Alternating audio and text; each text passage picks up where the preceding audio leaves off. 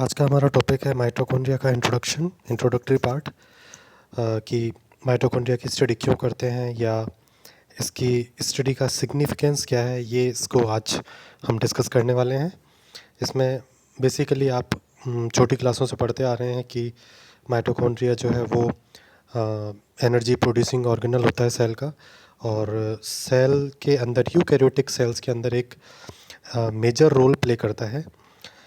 यहाँ पर इस फर्स्ट स्लाइड में आप देखें, ये इलेक्ट्रॉन माइक्रोग्राफ बताया है जो कि एनसाइक्लोपीडिया ऑफ लाइफ साइंसेस से लिया है मैंने। डॉक्टर एम श्रेडर का फोटोग्राफ है जो करीब 56,000 टाइम्स बढ़ा करके एनलार्ज करके माइटोकॉन्ड्रिया को दिखा रहा है। ओरिजिनल इलेक्ट्रॉन माइक्रोग्राफ का फोटोग्राफ आप यहाँ देख रहे हैं कि एक ऑर्गेनल है जो आप अगर ध्यान से देखें तो यहाँ पर आपको मेम्ब्रेन्स भी देखेंगी इसकी, और इसके मैट्रिक्स में आपको बहुत सारे इन्वोल्यूशंस दिखेंगे जिनको हम क्रिस्टी कहते हैं और इसके बारे में अगले वीडियो में आपको और ज़्यादा डिटेल से बताएंगे। सबसे पहले इसका इंट्रोडक्शन में सबसे इम्पॉर्टेंट बात यह है कि यूबिक्विटस ऑर्गेनल्स हैं, सारी यूकैरियोटिक सेल्स के साइटोप्लाज्म में मिलते हैं।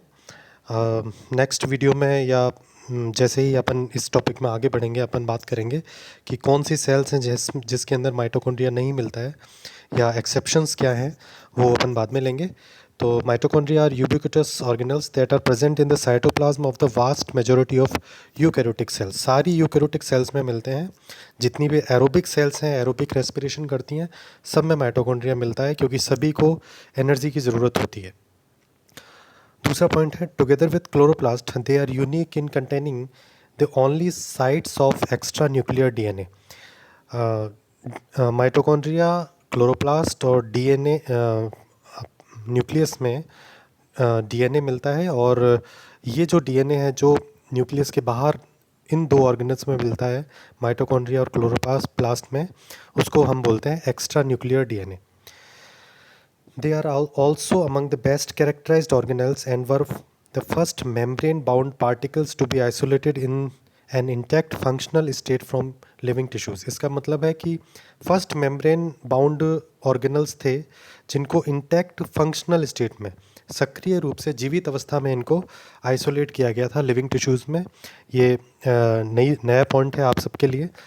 इसके बाद इसका साइज है और इसका जो वर्ड है उसका मीनिंग बताया है फिफ्थ पॉइंट में कि माइटोस का अर्थ होता है थ्रेड और कॉन्ड्रियन का मतलब होता है ग्रेन्यूल। मतलब थ्रेड लाइक ग्रेन्यूल्स हैं जो साइटोलॉजिकल एग्जामिनेशंस 19th सेंचुरी में हुए, उसमें इनकी डिस्कवरी हुई। इसके बाद हम आते हैं कि माइटोकॉन्ड्रिया की स्टडी क्यों करना ज़रूरी है, इसका सिग्निफिकेंस क्या है, इसके फंक्शंस क्या हैं, और अगर इसकी स्टडी नहीं करते हैं एज ए बायोलॉजिस्ट तो क्या चीज़ हमसे छूटती है। तो सबसे पहला तो रीज़न ये है कि आपके सिलेबस में है, यूनिट फर्स्ट में सिलेबस में है। दूसरा रीज़न ये है कि आपको थोड़ा सा ज़्यादा पता होना चाहिए। आप बचपन से पढ़ते आ रहे हैं कि माइटोकॉन्ड्रिया जो है वो powerhouse of the cell है, ठीक है। तो इससे आगे बढ़ते हैं कि माइटोकॉन्ड्रिया के और क्या फंक्शंस हैं। चलिए अब थोड़ा सा रिफ़्रेश करते हैं। पहले आप थोड़ा सा सोचिए कि powerhouse of the cell mitochondria का सबसे पहले किसने कहा। आप सोच लें थोड़ा सा। माइटोकॉन्ड्रिया की नेमिंग आपने पढ़ी होगी कि नाम किसने दिया है। माइटोकॉन्ड्रिया के फंक्शंस में वैज्ञानिकों के नाम आपने पढ़े होंगे कि एनर्जी प्रोड्यूसिंग ऑर्गेनल है, एटीपी बनाता है। लेकिन powerhouse of the cell सबसे पहले इसको कहा है, आप ट्राई करें। No, okay. Philip Siekevitz American scientist हैं। 1957 में इन्होंने माइटोकॉन्ड्रिया नाम दिया, माइटोकॉन्ड्रिया को powerhouse of the cell का नाम दिया, और रॉकफेलर यूनिवर्सिटी में काम किया है इन्होंने। और पलार्ड के साथ में एक बहुत फेमस वैज्ञानिक है पलार्ड, आपने नाम सुना होगा, राइबोसोम की डिस्कवरी में और प्रोटीन सॉर्टिंग में इनका नाम आता है, पलार्ड। इनके साथ इनको नोबेल प्राइज़ मिला है फिजियोलॉजी ऑफ मेडिसिन का। सेल मेम्ब्रेन डायनामिक्स के ऊपर इन्होंने काम किया है और उनके स्टूडेंट रहे हैं डेविड साबातीनी। साबतीने का नाम आप पढ़ेंगे प्रोटीन सॉर्टिंग में कि जब प्रोटीन्स बन जाती हैं तो साइटोप्लाज्म में वो अपने टारगेट ऑर्गेनल्स तक कैसे पहुंचती हैं। तो साबतीनी का नाम आता है इनके साथ जुड़ा हुआ, पलाट, साबतीनी और फिलिप सीकेविट्स। तीसरा रीज़न है इसको पढ़ने का कि ये न्यूक्लियस के बाद में एक मेजर साइट है डीएनए की, जहाँ पर डीएनए मिलता है। तो डीएनए की उपस्थिति की वजह से ही ये ऑर्गेनल जो है वो सेमी ऑटोनोमस हो जाता है। सेमी ऑटोनोमस का मतलब है कि कुछ फंक्शंस में न्यूक्लियस से इंडिपेंडेंट हो जाता है, स्वतंत्र हो जाता है, क्योंकि इसके पास खुद का डीएनए है और खुद के प्रोटीन बनाने की एक लिमिटेड कैपेसिटी है। तो बेसिकली डिपेंड न्यूक्लियस पे करता है, लेकिन ये कुछ सीमा में ऑटोनोमस भी है।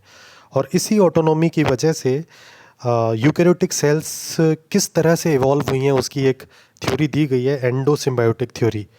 यूकेरियोटिक सेल्स की एवोल्यूशन की थ्योरी दी गई है इसी डीएनए के होने की वजह से। तो इसके बारे में अपन और आगे पढ़ेंगे।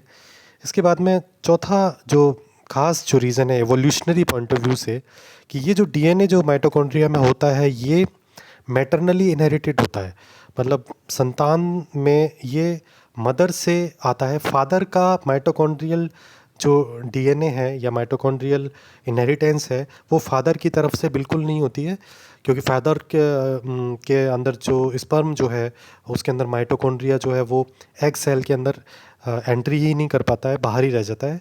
तो जितने भी माइटोकॉन्ड्रियल कैरेक्टर्स हैं वो संतान में मदर से इनहेरिट होते हैं। तो इसके पीछे इसको अगर और डिटेल में अगर आप आगे पढ़ेंगे तो ये माना जाता है कि सारा जितनी भी माइटोकॉन्ड्रियल डीएनए है वो फाइनली जो सबसे पहले अगर देखा जाए तो एक मदर से, एक फीमेल से निकला है, जिसको बोलते हैं माइटोकॉन्ड्रियल ईव, जिसके बारे में अपन बाद में और पढ़ेंगे जब फंक्शंस की बात करेंगे।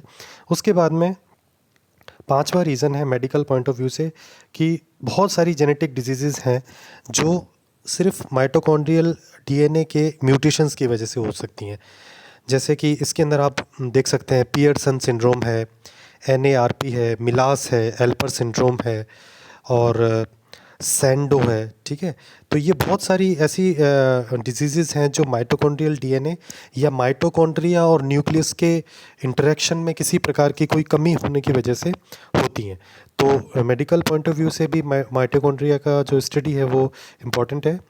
और इसी प्रकार से सिक्स्थ रीज़न जो है हमारे पास स्टडी का, या कहें कि माइटोकॉन्ड्रिया का क्या सिग्निफिकेंस है, ये है कि माइटोकॉन्ड्रिया सबसे मेन रोल प्ले करता है सेल डेथ के अंदर।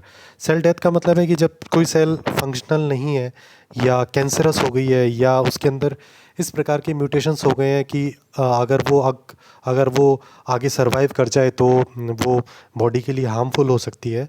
तो ऐसी सेल्स जो डिफेक्टिव हैं उनको सेल अपने खुद के कंट्रोल से अपने आप को ख़त्म कर लेती है। इसको बोलते हैं प्रोग्राम्ड सेल डेथ या अपोप्टोसिस, सेल डेथ या अपोप्टोसिस। तो इस सेल डेथ के अंदर माइटोकॉन्ड्रिया जो है वो सेंट्रल रोल प्ले करता है। तो ये कुछ बेसिक रीजंस हैं। एनर्जी मेटाबॉलिज्म, एटीपी की सिंथेसिस के अलावा भी माइटोकॉन्ड्रिया के ये इंपॉर्टेंट रोल्स हैं कि मैटरनल इनहेरिटेंस करता है, अपोप्टोसिस करता है। आपने बचपन में पढ़ा होगा कि क्रेब्स साइकिल जो है वो माइटोकॉन्ड्रिया में होता है।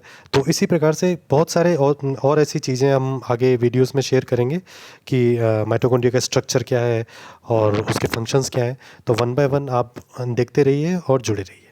Thank you.